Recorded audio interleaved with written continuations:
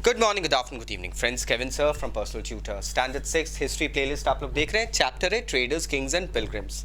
Topic जो मैं आज डिस्कस करने वाला हूं that is new kingdoms along the coast. अब हम जानते हैं हमारे सदर्न सब कॉन्टिनेंट मतलब सदर्न इंडिया में जोग्राफिकल फीचर्स बड़े अलग थे और हैं।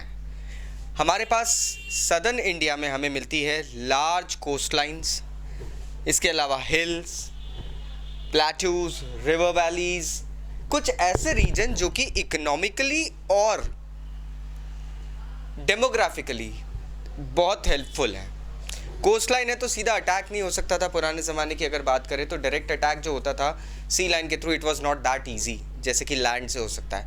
एंड रिवर वैलीज है तो फिर abundance of fertile soil and all. ऐसे ही एक बहुत फर्टाइल रिवर वैली हुआ करती थी, कावेरी रिवर वैली।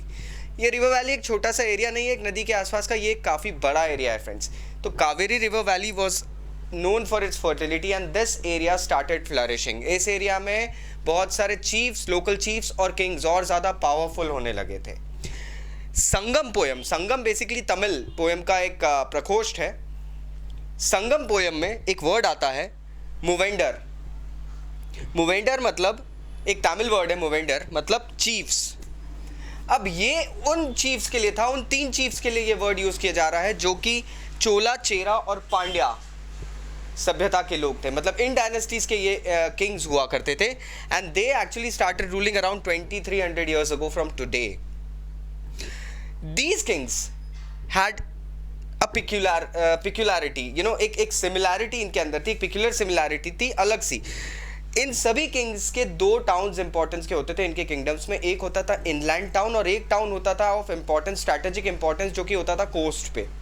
जैसे फॉर एग्जांपल हम बात करते हैं कि कावेरीपट्टिनम एक टाउन है जो कि चोला किंगडम में कोस्टल टाउन के तौर पे था और डिफेंसिव और उसके साथ में स्ट्रैटेजिक प्लानिंग में भी काफ़ी हेल्प होता था। वैसे ही Madurai was a town for Pandyas.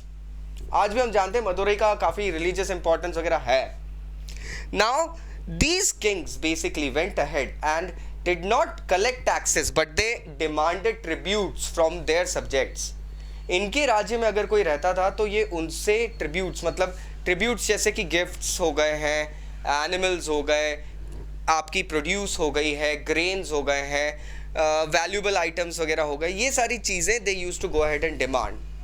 अब साथ ही साथ यहाँ पर एक और पिक्युलैरिटी मिलती है, ये लोग काफ़ी अपनी प्रशंसा सुनने की, अपनी तारीफ सुनने की आदी हो गए थे। तो what they used to do, जो भी पोएट्स, संगम पोएट्स जो पोएम्स में इनकी वाहवाही करते थे उनको गिफ्ट्स दिए जाते थे। एंड ये काफ़ी हद तक चलने लगा था। लगभग 200 साल बाद इसी रीजन में दोस्तों एक नई डायनेस्टी आई जिसे हम कहते हैं सातवाहना, जिन्हें हम दक्षिण पंथी भी कहते हैं।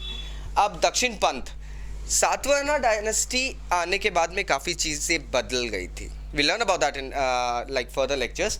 सातवाहना डायनेस्टी का जो पहला मोस्ट इम्पॉर्टेंट रूलर, मतलब जो कि ओवरऑल देखा जाए तो सातवाहना डायनेस्टी में अगर किसी को पहली बार सबसे ज़्यादा इंपॉर्टेंस दिया गया जिस रूलर को, वो था गौतमी पुत्र श्री सताकर्णी।